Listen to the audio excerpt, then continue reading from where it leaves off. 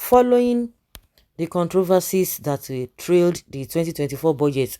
An old video clip of former President Olusegun Obasanjo accusing the National Assembly members of corruption and budget padding has resurfaced online. I was listening to somebody on radio today, and the person was trying to refer to this statement of Obasanjo, but the person could not really put it the way Obasanjo put it. The person couldn't remember, but the person just understand that Obasanjo made mention of this, that it's illegal, because now these guys are trying to say, oh, it is legal for them to adjust, to do this, to do that. Of course, Nigerians know exactly what has transpired and what is still transpiring. Now to come and tell us that it is legal. So now they are bringing this video of Obasanjo when he called them National Assembly a den of corruption occupied by unarmed robbers. Yes, that was what Baba said as of that time.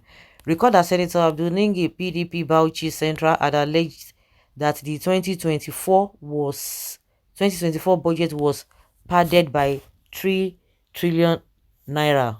Ninge had said in an interview with BBC Hausa service that the budget passed by the National Assembly for the 2024 fiscal year was 25 trillion naira, while the one being implemented by the presidency was 28.7 trillion naira.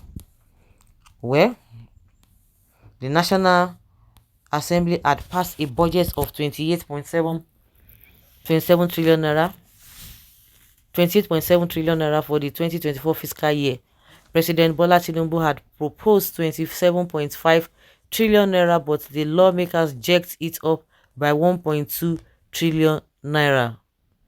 Two former senators, George Sekibo and Shehu Sani, in their immediate reactions described what happened on the floor of the Senate as embarrassing, saying the matter ought to have been discussed behind closed doors, after which it should have been referred to the Ethics and Privileges Committee to save the embarrassment.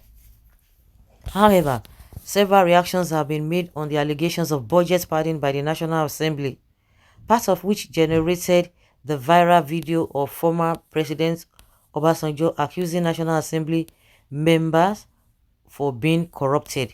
In the viral video, Obasanjo was captured launching an attack on the National Assembly, describing it as a den of corruption which is occupied by unarmed robbers. He said the National Assembly cabal of today is worse than any cabal that anybody may find anywhere in our national governance system at any time. Members of the National Assembly pay themselves allowances for staff and offices they do not have or maintain.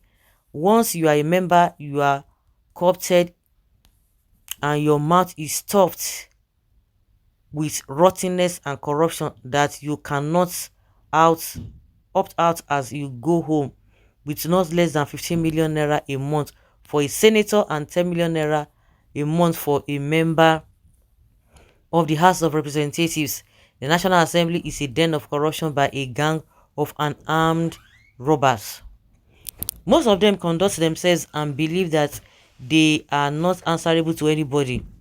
They are blunted in their misbehavior, cavalier in their misconduct, and arrogant in the misuse of parliamentary immunity as a shield against reprisal for their irresponsible acts of malfeasance or outright banditry. Speaking on the allegations of budget padding by the National Assembly, Obasanjo said, budget padding must not go unpunished. It is a reality, which is a regular and systemic practice. Nobody should pull wool over the eyes of Nigerians. Ganging up to intimidate and threaten the life of whistleblowers is deplorable and undemocratic. What of the so-called constituency projects, which is a veritable source of corruption? These constituency projects are spread over the budget for members of the National Assembly, for which they are the initiators and the contractors directly or by proxy, and money would be fully drawn with the projects only partially executed or not executed at all. The National Assembly budget process is not only carried out in an opaque and corruptive manner, but also in a grossly unconstitutional manner. Hence, our lawmakers are lawbreakers. They are the accused, prosecutor, the defendants, and the judge in their own case. We should not continue to live with the impunity and corruption of the National Assembly. Yes, I believe that something can and should be done. The president should ride on the crest of the popularity of what is happening in the judiciary to set up a highly technical team, incorruptible investigators, to look into the so-called constituency projects of the past and the present and bring culprits to book. The president has overall responsibility and accountability for any fund appropriated under his watch. There will be many such projects and the National Assembly will try to frustrate such necessary investigation, but the project sites are known and the magnitude of funds voted for them are known. The investigation will reveal the true situation. Obasanjo said when he was in office, he attempted to audit the accounts of the assembly, but he was frustrated. He wondered why the legislative arms of government are choosing not to be transparent with the national budget. Okay, this is what Baba Iyabo has said. But the question that came to mind when I was going through what is being said, I was just like, okay, Baba, you are saying this, why didn't you check at all these things when you were there?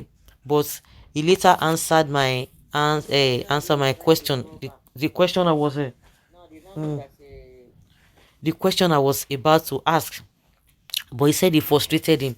So how is the law in Nigeria? That's why some people will tell you that the constitution that we are running is just unfortunate one, because you see that they don't want to. They will not be telling me we are doing amendments. The constitution is just somehow is corrupt. Is corruption in itself. If a old president said he was frustrated because he said he doesn't even know how much they pay themselves their salary, then who put the law there that they should be independent totally? And if you say you want to record them, it's a tough one that people don't even want to attempt. It's so bad. So guys, let's say your opinion and have your take on this.